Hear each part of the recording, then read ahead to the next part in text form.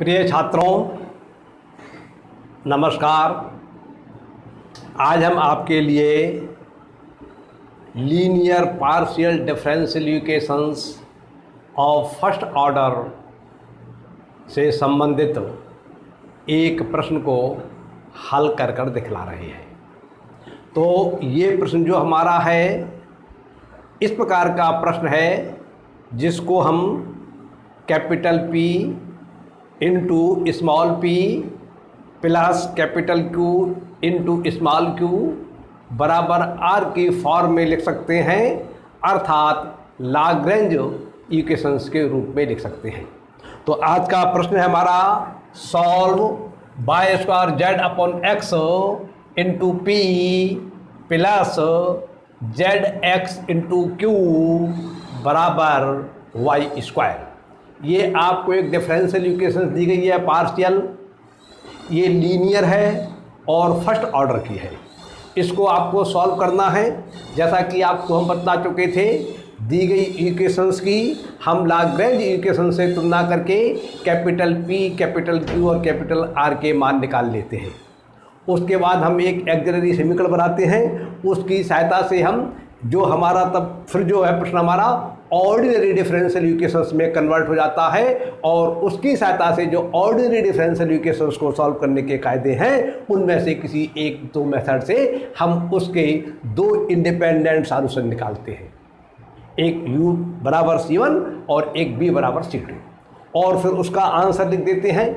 जैसा कि आपको बतलाया था, ऑक्सिलरी इक्वेशन से जो हम दो इंडिपेंडेंट सॉल्यूशन निकालते हैं, उनको निकालने की चार विधियां हैं प्रश्न के अनुसार, और जो हमारे दो इंडिपेंडेंट सॉल्यूशन प्राप्त हो जाते हैं उससे आंसर लिखने की तीन विधियां हैं। तो अब हम आपको प्रश्न हल करके दिखला रहे हैं। सबसे पहले लिख लिया हमने given partial differential equations, Y square Z upon X into P plus Z X into Q बराबर वाई स्क्वायर। इस पूरे इक्वेशंस को हम x से मल्टीप्लाई कर देंगे, तब हमारे लिए प्राप्त हो जाएगा Y square Z into P plus Z X square into Q बराबर एक्स वाई स्क्वायर।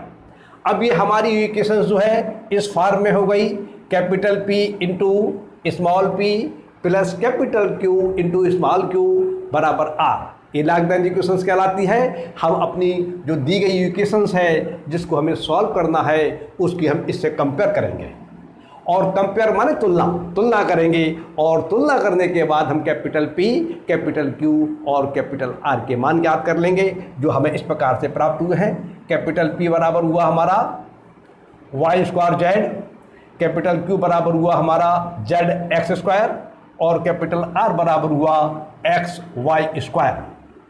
जब हमारे लिए कैपिटल P, कैपिटल Q और कैपिटल R की वैल्यू प्राप्त हो जाती है, उसके बाद हम ऑक्सिलरी इक्वेशंस बनाते हैं जो इस फॉर्म में होती है, dx अपॉन कैपिटल P बराबर dy अपॉन कैपिटल Q बराबर dz अपॉन कैपिटल R।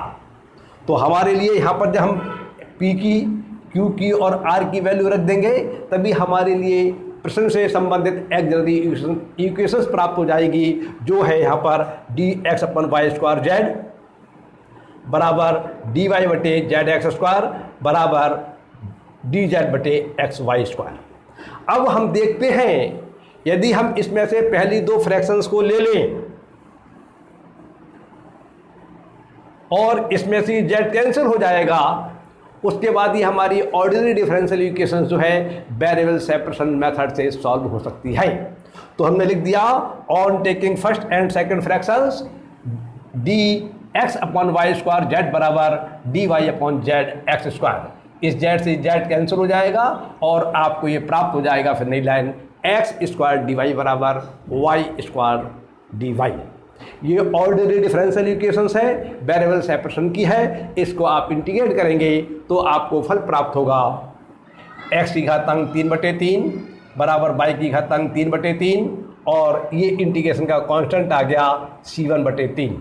इस पूरे समीकरण को हम 3 से मल्टीप्लाई कर देंगे, और उसके बाद जो हमारा वाई क्यूब है उसको RHS से LHS में ले जाएंगे, तब हमारे लिए प्राप्त हो जाएगा x की पावर 3 माइनस y की पावर 3 बराबर C1। इसको हम u मान लेंगे। तो हमारे लिए रिजल्ट प्राप्त हुआ u बराबर C1। ये आपके मन की बात है, आप यहाँ पर ही छोड़ दीजिए या आप मान लीजिए। इस प्रकार से एक हमारे लिए सॉल्यूशन प्राप्त हो गया। अब दूसरा सॉल्यूशन और प्राप्त करेंगे जो इंडिपेंडेंट होगा फर्स्ट के। तो इसके लिए देखिए, यदि हम इसमें दूसरी और तीसरी फ्रैक्शंस को लेते हैं तो यहाँ पर हम इस x से एक x कैंसिल कर देंगे, यहाँ पर zx रह जाएगा और यहाँ y² रह जाएगा। हम इसको वेरिएबल सेपरेशन मेथड से सॉल्व करना चाहेंगे तो नहीं हो पाएगा, क्योंकि dy के साथ तो y² आ जाएगा, लेकिन dz के साथ zx आएगा। तो इसलिए इसको लेने में कोई फ़ायदा नहीं है। यदि आप इस प्रकार से हल करना चाहें तब भी हो सकती है, लेकिन हम देखते हैं कि यदि हम पहले और तीसरी फ्रैक्शंस को ले लें तो यहाँ पर y² से y² कैंसिल हो जाएगा और फिर dx के साथ x और dz के साथ z आ जाएगा, अर्थात वेरिएबल सेपरेशन से हमारा प्रश्न सॉल्व हो सकता है। तो हमने लिख दिया on taking first and third fractions. तो ये हमने ले लिया, पहला ले लिया dx बटे y² z बराबर dz बटे xy²। इस y² से y² कैंसिल हो जाएगा और आप सबको फिर इस तरह लाइन प्राप्त हो जाएगी x dx बराबर z dz। ये ऑर्डिनरी डिफरेंशियल इक्वेशंस है वेरिएबल सेपरेशन मेथड की। इसको आप इंटीग्रेट कर लीजिए तो आपको फल प्राप्त हो जाएगा x² बटे 2 बराबर z² बटे 2 प्लस C2 बटे 2। इस प्रकार से आपको ये सॉल्यूशन प्राप्त हो गया। इस 2 से 2 कैंसिल हो सकते हैं, अर्थात पूरे समीकरण को जब 2 से मल्टीप्लाई करेंगे तो वो कैंसिल हो जाएंगे। तो इस तरह से आपको फल प्राप्त हुआ x² माइनस z² बराबर C2। ये आपका दूसरा डिपेंडेंट सॉल्यूशन आ गया। इसको हमने b मान लिया तो हम इसको लिख सकते हैं b बराबर C2। तो इस तरह से हमने इस ऑक्सिलरी इक्वेशंस को सॉल्व किया तो हमारे लिए 2 इंडिपेंडेंट सॉल्यूशन प्राप्त हो गए। इसकी सहायता से हम अपना आंसर लिखेंगे। तो जैसा कि हमने बतलाया था, आंसर लिखने के 3 कायदे होते हैं। फाई u, b बराबर 0, u बराबर फाई v और v बराबर फंक्शंस ऑफ u। तो किसी भी फॉर्म में आप आंसर को लिख सकते हैं। मैंने इस फॉर्म में आंसर को लिखा है, अर्थात functions of phi u, b बराबर 0। ई की वैल्यू हमने यहाँ पर पुट कर दी x की घातांक 3 माइनस y की घातांक 3, z की v की वैल्यू यहाँ पुट कर दी हमने x² माइनस z²। तो हमारे लिए फल प्राप्त हुआ फाई फंक्शन मतलब x की घातांक 3 माइनस y की घातांक 3, x की घातांक 2 माइनस z की घातांक 2 बराबर 0। इस प्रकार से ये प्रश्न पूरा हो जाता है। आप इसको समझने का प्रयास कीजिए, इस पर चिंतन मनन कीजिए। अगली बार मैं आपको कोई नया प्रश्न बताऊंगा। तब तक के लिए नमस्कार, धन्यवाद।